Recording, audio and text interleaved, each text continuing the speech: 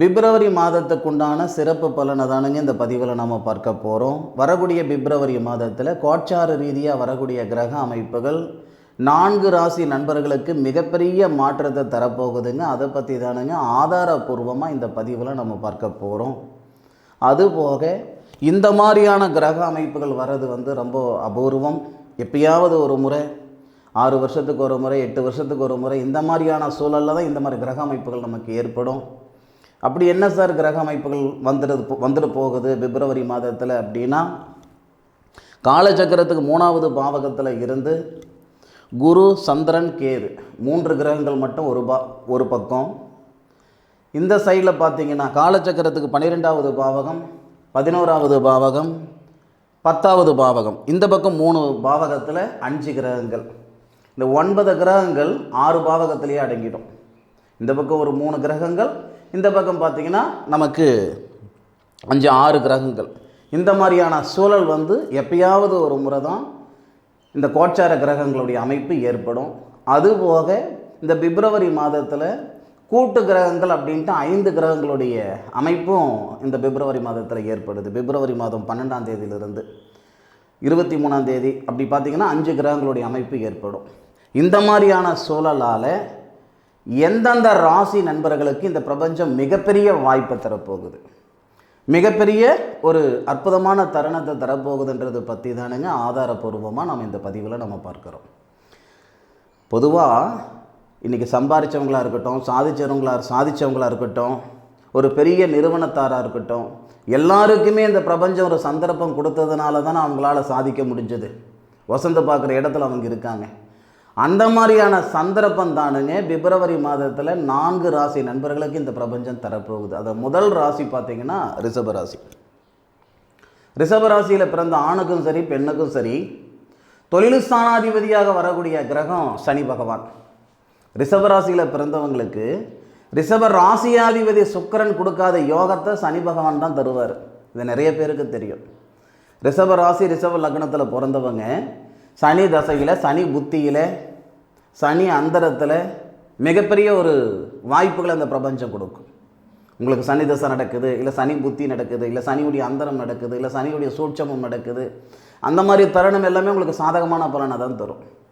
இப்போ தொழில் ஸ்தானாதிபதினு சொல்லக்கூடிய கிரகம் சனி 11வது பாவகத்தில் லாபஸ்தானத்தில் இருக்கார். லாபஸ்தானாதிபதியாக வரக்கூடிய தனகாரக ரிஷபராசிக்கு 2வது பாவகத்தில் இருக்கார். அப்போ தொழில் ஸ்தானாதிபதினு சொல்லக்கூடிய சனி பகவான் உங்கள் ராசியை பார்க்கிறார் ஃபஸ்ட்டு. 2வது தனஸ்தானத்தில் இருக்கக்கூடிய தனகாரகன் சொல்லக்கூடிய கிரகம் உங்கள் ராசிநாதன் சொல்லக்கூடிய சுக்கிரனையும் பார்க்கிறாரு. அதுபோக தனஸ்தானாதிபதினு சொல்லக்கூடிய புதனையும் பார்க்கிறாரு. புத்திரஸ்தானாதிபதினு சொல்லக்கூடிய புதன், தனஸ்தானாதிபதி புத்திரஸ்தானாதிபதி ரிஷபராசியில் பிறந்தவங்களுக்கு புதன் தான்.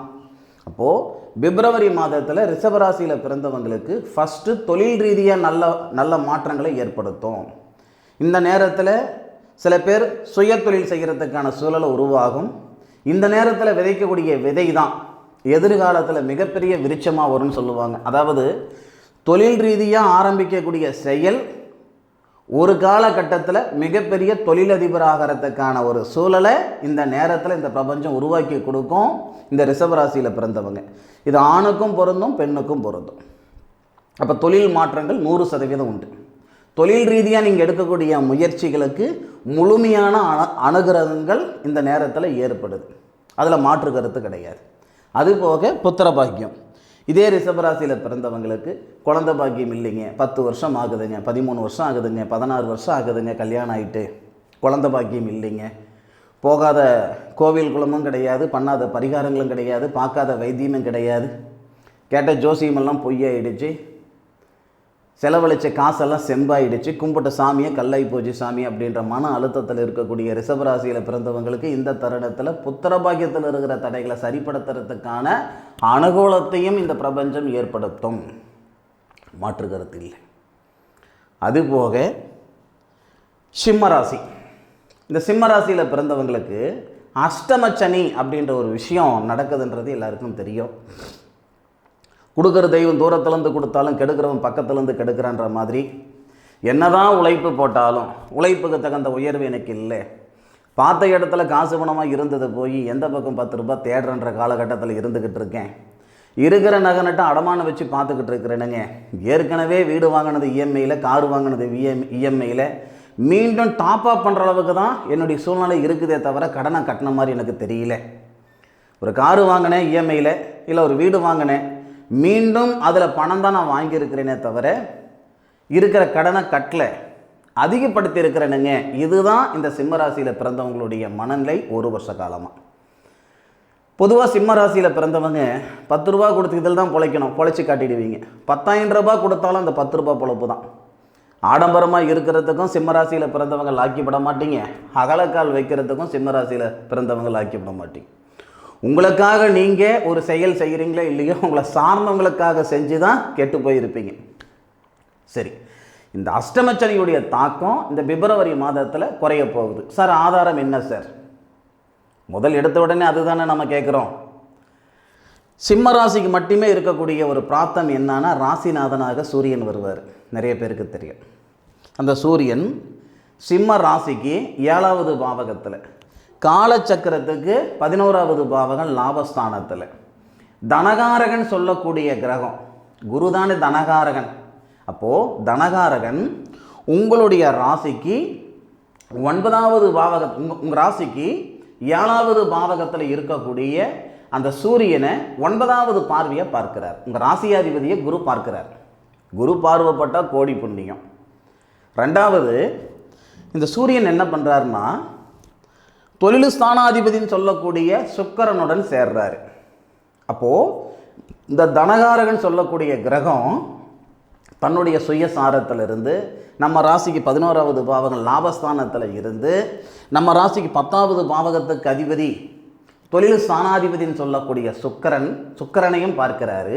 நம்ம ராசியாதிபதி சூரியனையும் பார்க்கிறாரு.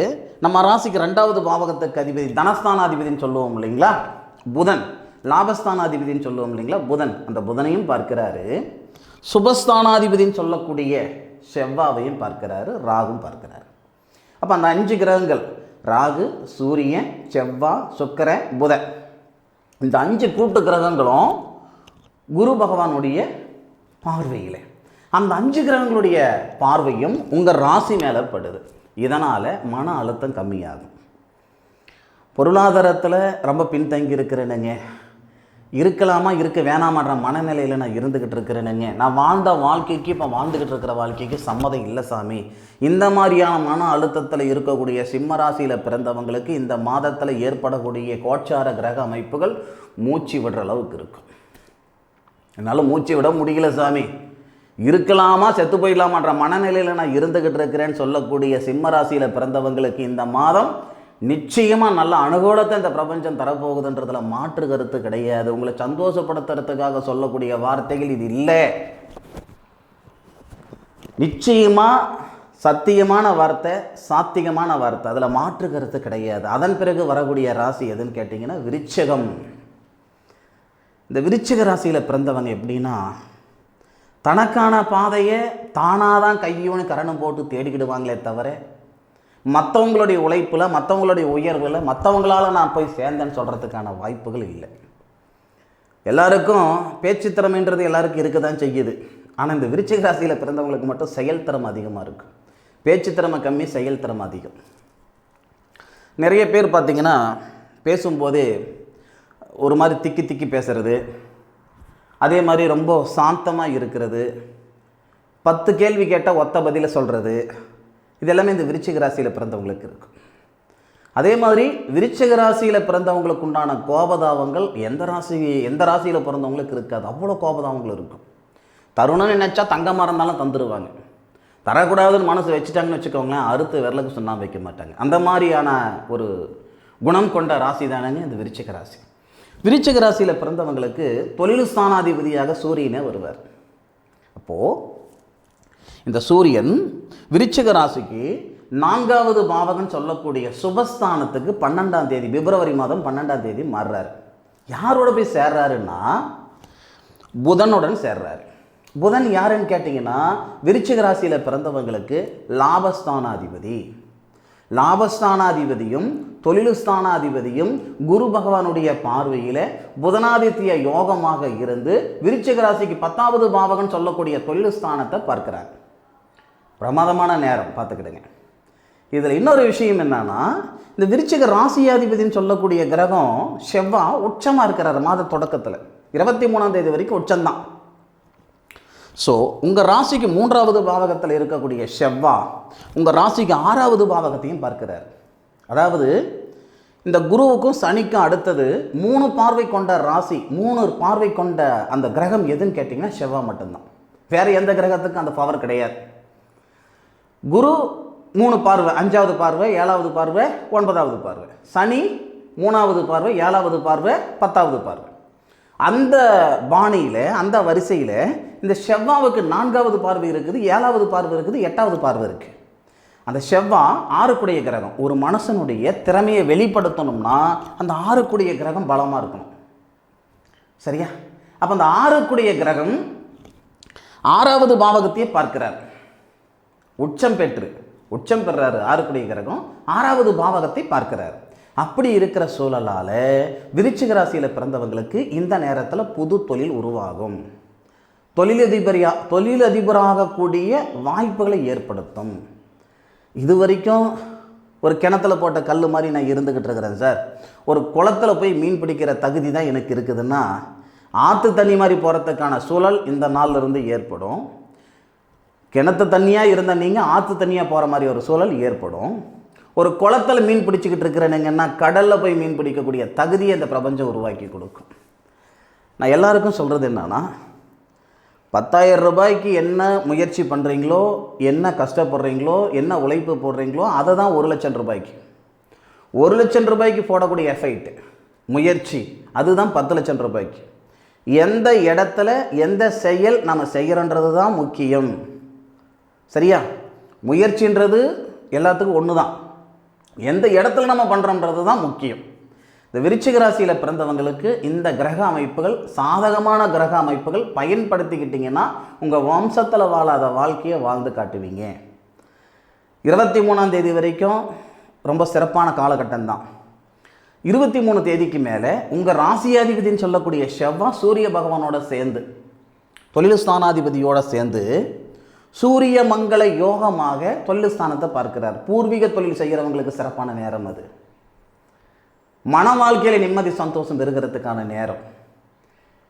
விவாகரத்தானவங்களுக்கு மறுமணம் நடக்கிறதுக்கான நேரம். திருமணமே நடக்கலை சார், எங்கே சார் மறுமணம்? அப்போ திருமணத்தில் இருக்கிற தடைகளை போக்கக்கூடிய நேர காலங்கள் அந்த விருச்சிக ராசியில் பிறந்தவங்களுக்கு வரக்கூடிய பிப்ரவரி மாதம் 23 தேதிக்கு மேலே. எந்த அடிப்படையில் எடுத்தாலும் விருச்சிக ராசியில் பிறந்தவங்களுக்கு பிரமாதமான காலகட்டத்தை கொடுக்கக்கூடிய அனுகூலங்கள் இந்த நேரத்தில் வரப்போகுதுங்க. அதில் மாற்று கருத்து இல்லை. பயன்படுத்திக்கிடுங்க. ஐயா, ஏட்டு சுரக்கா கூட்டுக்கு உதவாதுன்னு சொல்லுவாங்க. எப்படிங்க? ஏட்டு சுரக்கா கூட்டுக்கு உதவாது. படிப்பு அப்படின்றது நம்மளுடைய பக்குவம், அதே மாதிரி நம்மளுடைய பகுத்தறிவு வளர்த்துக்கிறதுக்கு. கிணத்துல போட்ட கல் மாதிரி ஒரே பாதையில் போக வேண்டாம். படித்த படிப்பே வேணும், படித்த படிப்புக்கு உண்டான வேலையே வேணும். உங்களுடைய ஜாதகத்தை ஒரு முறை பாருங்கள். உங்களுடைய ஜாதகம் என்ன சொல்லுதுன்றது பாருங்கள். சரியா? ஒரு கால் உங்களுடைய ஜாதக ரீதியாக சுய தொழில் செய்து மேலுக்கு வரணுன்ற ஒரு அமைப்பு இருந்தால் அதை பின்பற்று அதை ஃபாலோ பண்ணுங்க. சரியா? நம்ம மனசுக்குள்ளார பயம் நிறையா இருக்கும். ஒரு வேலை, ஒரு 50,000 ரூபாய் வேலை பார்த்துக்கிட்டு இருக்கோம். அந்த 50,000 ரூபாய் வேலைக்கு நாம் 80,000 ரூபாய் கமிட்மெண்ட் வச்சுப்போம். நம்ம மனசால் இருக்கிறதுனால இது உண்மையான விஷயம். 1,00,000 ரூபாய் ஒருத்தர் சம்பாதிக்கிறாருன்னா 1,50,000 ரூபாய்க்கு கமிட்மெண்ட்டே வச்சுக்குவோம். கடைசி வரைக்கும் அந்த கமிட்மெண்ட்டுக்காகவே நம்ம வாழ்கிற மாதிரி ஆகி போயிடும். எங்கே அதை விட்டுட்டு வேறு எதாவது செஞ்சால், ஐயோ 1 மாதம் நம்ம கெட்டு போயிட்டோம்னா 1,50,000 ரூபாய் கடன் ஆகிடுமே, 2 மாதம் நம்ம தொழில் வருமானம் இல்லைன்னா 3,00,000 ரூபாய் கடன் ஆகிடுமேன்ற பயத்திலேயே இருந்துக்கிட்டு இருப்பீங்க. ஒரு முறை நீங்கள் எந்த ராசியில் பிறந்தவங்களாக இருந்தாலும் சரி, ஒரு முறை உங்களுடைய சுய ஜாதகத்தை பாருங்கள். இந்த ஜாதகம் என்ன சொல்லுதுன்றது பாருங்கள். அந்த பாதையில் நீங்கள் போகிற பட்சத்தில் நீங்கள் இப்படி இருக்க மாட்டீங்க, இப்படி இருப்பீங்க. பார்த்த தொழிலெல்லாம் செய்யணுன்ற எண்ணம் மனசுக்குள்ளே வரதான் செய்யும். ஆனால் நமக்கான தொழில் என்னன்றது தேடி கண்டுபிடிக்கிறது தான் புத்திசாலித்தனம். அடுத்தபடியாக பார்த்தீங்கன்னா நமக்கு கும்பராசி. கும்பராசியில் பிறந்தவங்களுக்கு 7.5 சனி. பல பேருடைய வாழ்க்கைக்கும் வாழ்வாதாரத்துக்கும் உறுதுணையாக இருந்த ராசி நண்பர்கள் தான் இந்த கும்பராசி. கும்பராசியில் பிறந்த பெண்ணாக இருந்தாலும் சரி, ஆம்பளை பிள்ளை பிழைக்கக்கூடிய பொழப்பு தான் பிழைப்பாங்க. நம்ம சொல்லுவோம் இல்லைங்களா, பொம்பளை பிள்ளை உருவத்தில் இருக்கக்கூடிய ஆம்பளை பிள்ளையா அப்படின்னு நம்ம சொல்லுவோம் இல்லைங்களா. அது எல்லாரை விட இந்த கும்பராசியில் பிறந்த பெண்களுக்கு ரொம்பவே பொருந்தும். ஏன்னா இந்த கும்பராசியில் பிறந்தவங்க பொறுத்த வரைக்கும் எந்த ஒரு விஷயமா இருந்தாலும் ரொம்ப தாமதமாயிட்டு, எல்லாருக்கும் ஈஸியாக கிடைக்கக்கூடிய ஒரு விஷயம் கூட, செயல் கூட இந்த கும்பராசியில் பிறந்தவங்களுக்கு தாமதமாக தான், சிரமங்கள் அனுபவித்து தான் அந்த ஒரு செயல் இந்த கும்பராசியில் பிறந்தவங்களுக்கு ஏற்படும். ஆனாலும் அதை ஒரு பொருட்டாகவே எடுத்துக்க மாட்டீங்க. பார்த்துக்கலாம் போடா, காய்க்கிற மரம் தாண்டா கல்லடி போடும் அப்படின்ற ஒரு குணம் கொண்ட ப்ராட் மைண்டாக இருக்கக்கூடிய ராசியில் பிறந்தவங்க தான் இந்த கும்பராசிக்காரங்க. சரி, கும்பராசியில் பிறந்தவங்களுக்கு என்ன சார் அப்படின்னா, இந்த தொழில் ஸ்தானாதிபதினு சொல்லக்கூடிய கிரகம் செவ்வாய் உங்கள் ராசிக்கு வராரு. தொழில் ஸ்தானாதிபதினு சொல்லக்கூடிய செவ்வாவை குரு பார்க்கிறார். கும்பராசியில் பிறந்தவங்களுக்கு தனஸ்தானாதிபதி தனகாரகன் யாருன்னா குரு. கும்ப ராசியாதிபதி சனி குருவுடைய வீட்டில் இருக்க, தனஸ்தானாதிபதினு சொல்லக்கூடிய கிரகம் குரு கும்ப ராசியை பார்க்க. அப்போது கும்ப ராசியில் தொழில் ஸ்தானாதிபதி செவ்வாய் வராரு. ஃபஸ்ட்டு 23ஆம் தேதி வராருன்னு வச்சுக்கோங்க. கும்பராசியில் பிறந்தவங்க 7 கூடிய கிரகம், அதாவது திருமண ஸ்தானாதிபதி சூரியன் 12ஆம் தேதி வராரு. கும்பராசியில் பிறந்தவங்களுக்கு இன்றைக்கி கூட காசு பணம் குறைபாடு அப்படின்றது ஒரு புறம், பொருளாதாரத்தில் பிரச்சனை இருக்குதுன்றது ஒரு புறம், மன வாழ்க்கையில் நிம்மதி இருந்தால் என்ன வேணாலும் சாதிச்சுக்கலான்றான்ற ஒரு மனப்பக்குவத்தில் தான் கும்பராசியில் பிறந்தவங்க இருப்பாங்க. இப்போ வரைக்கும் உங்களுக்கு 50 வயசானாலும் சரி, 60 வயசானாலும் சரி, கும்பராசியில் பிறந்தவங்க பணத்துக்கு முக்கியத்துவம் கொடுத்த மாதிரி எனக்கு தெரியல. மனசாலுக்கு தரக்கூடிய முக்கியத்துவத்தை காசு பணத்துக்கெல்லாம் தரமாட்டீங்க. இந்த நேரத்தில் மன வாழ்க்கையில் இருக்கக்கூடிய கருத்து வேறுபாடு சரியாகும், மன அழுத்தம் நீங்கும், தொழில் நிமித்தமாக நல்லது நடக்கிறதுக்கான வாய்ப்புகள் ஏற்படுத்தும். இந்த 5வது பாவகத்துக்கு அதிபதி கும்பராசியில் பிறந்தவங்களுக்கு 5 கூடிய கிரகம் புதன். அந்த புதன் கும்பராசியில் வந்து 5வது பாவகத்தில் இருக்கக்கூடிய புத்திர காரகன் சொல்லக்கூடிய குரு புத்திர ஸ்தானாதிபதியை பார்ப்பதால் குழந்தை பாக்கியத்தில் இருக்கிற தொந்தரவு சரிப்படுத்தும். அப்போ கும்பராசியில் பிறந்தவங்களுக்கு ஃபஸ்ட்டு புத்திர பாக்கியத்தில் இருக்கிற சங்கடங்களை சரிப்படுத்தும். 2வது மன வாழ்க்கையில் நிம்மதி சந்தோஷம் ஏற்படுத்தும். கணவன் மனைவிக்குள்ளே இருக்கிற கருத்து வேறுபாடு சரியாகும். மன வாழ்க்கையில் நிம்மதி சந்தோஷம் 100% வரும். தொழில் நிமித்தமாக நல்லது நடக்கிறதுக்கான வாய்ப்புகள் உண்டு. தொழில் நிமித்தமாக லாபகரமான சூழல் உண்டு. அப்போது வரக்கூடிய பிப்ரவரி மாதத்தில் கோட்சார ரீதியாக ஏற்படக்கூடிய கிரக அமைப்புகளால் இந்த 4 ராசியில் பிறந்தவங்க, ரிஷபராசி, சிம்ம ராசி, விருச்சிக ராசி, அது போக கும்பராசி, இந்த 4 ராசியில் பிறந்தவங்களுக்கு இந்த பிரபஞ்சம் மிகப்பெரிய சந்தர்ப்பத்தை தருது. நம்ம நினச்சிக்கிட்டு இருப்போம் இல்லையா, நமக்கு வந்து ஒரு இந்த டைம் வந்து ரிவேஸில் போகிற மாதிரி இருந்தால் அது ஏதோ சொல்லுவாங்க, நம்ம வாயில் வரல, நான் நடந்ததெல்லாம் அழைச்சிட்டு மீண்டும் நல்ல விதமாக நான் வாழ்ந்துக்கிடுவேன் அப்படின்ற மாதிரி. அந்த மாதிரி அந்த எதுனா ட்ரெயின் டைம் ஏதோ சொல்லுவாங்க, ஏதோ அது நமக்கு தெரியல. இது வந்து உங்களுடைய வாழ்க்கையை சரிப்படுத்திக்கிறதுக்கு உண்டான நேரம், உங்களுடைய சங்கடங்களை சரி செஞ்சுக்கிறதுக்கு உண்டான நேரம். மீண்டும் ஒரு சந்தர்ப்பம் தருது. ஒரு வருஷத்துக்கு முன்னாடி 2 வருஷத்துக்கு முன்னாடி நமக்கு இருக்கிற இப்போ இருக்கிற எண்ணம் புத்தி சிந்தனை ஒரு 2 வருஷத்துக்கு முன்னாடி இருந்திருந்தால் நம்ம இப்படியெல்லாம் இருந்திருப்போம் இல்லையா? ஏன்னா இப்போ இருக்கிற பக்குவம், இப்போ இருக்கிற அனுபவம், இப்போ இருக்கிற புத்தி, இப்போ இருக்கிற சிந்தனை ஒரு 2 வருஷத்துக்கு முன்னாடி இருந்திருந்தா நம்ம வேறு மாதிரியெல்லாம் நடந்து இருந்திருப்போம் இல்லையா? அப்போது அந்த மாதிரி ஒரு சந்தர்ப்பத்தை தான் இந்த பிப்ரவரி மாதத்தில் இந்த 4 ராசியில் பிறந்தவங்களுக்கும் இந்த பிரபஞ்சம் தரப்போகுது. பயன்படுத்திக்கும். மீண்டும் இந்த மாதிரியான சூழலெல்லாம் வராது. சம்பாதிக்கிற நேரன்றது எல்லா நேரத்துலையும், சாதிக்கிறதுக்கு உண்டான நேரம் அப்படி கிடையாது. ஒரு சில நேரத்தில் தான் இந்த பிரபஞ்சத்துடைய அனுகிரகங்கள் சாதிக்கிறதுக்கு உண்டான அந்த தருணத்தை கொடுக்கும். இது சாதிக்கிறதுக்கு உண்டான நேரம், சாதிச்சுக்கிடுங்க. இந்த பதிவு இந்த 4 ராசியில் பிறந்தவங்களுக்கு மிகப்பெரிய மாற்றத்தை கொடுக்கும். அதில் மாற்றுகிறது கிடையாது. இந்த நேர காலங்களில் உங்களுடைய சுய ஜாதகத்தில் இருக்கக்கூடிய பலன்கள் என்னன்றது உங்களுடைய ஜோதிடர்கிட்ட பாருங்கள், அல்லது வாட்ஸ்அப்பில் உங்களுடைய சாதகத்தை அனுப்புங்க. நீங்கள் எதுக்கு லாக்கிப்படுவீங்க, எப்படி நீங்கள் எதுக்கு லாக்கிப்படுவீங்க, என்ன செய்வீங்க, எப்படி இருப்பீங்க அப்படின்ற விவரத்தை நான் சொல்கிறேனுங்க. சாப்பிட்ட சாப்பாட்டுக்கு ஊறுகாய் தேடக்கூடாது, முடிஞ்ச வாழ்க்கைக்கு, அதாவது முடிஞ்ச கல்யாணத்துக்கு மோளம் கொட்டக்கூடாதுன்னு சொல்லுவாங்க. இதுக்கு முன்னாடி நடந்தது அது பார்த்து பிரயோஜனம் இல்லை. நடக்க போகிறது வேணும்னா என்கிட்ட ஜாதகம் கொடுங்க, நான் பார்த்து சொல்கிறேன். மீண்டும் அடுத்த ஒரு அற்புதமான தருணத்தில் என்னுடைய சகோதரன் சகோதரிகளான உங்களை சந்திக்கும் வரை உங்களிடமிருந்து விடைபெறுவது உங்கள் வீட்டு ஜோதிட நண்பனான மா காளிதாஸ் மணிகண்டன். திருச்சிற்றம்பலம். வாழ்க வையகம், வாழ்க வளமுடன்.